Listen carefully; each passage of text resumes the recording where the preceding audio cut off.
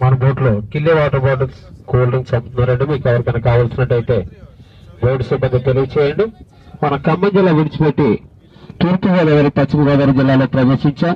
Left side తూర్పుగోదావరి, right side పశ్చిమ గోదావరి. అంటే ఇక్కడ వరకు రెండు వైపులా ఖమ్మంగా పిలువబడినటువంటి ఈ ప్రాంతం నుండి మళ్ళా రెండు జిల్లాలుగా వేరుపడడం జరిగింది. ఈ మూడు జిల్లాల కలయిక ఉన్నటువంటివే ఎత్తైన పర్వతాలు, పాతికొండలు. మనం ఇలాగ రాజమండ్రికి వెళ్లాలంటే ఇంచుమించుగా 5:30 గంటల బోట్ లో ప్రయాణాన్ని కొనసాగించవచ్చు.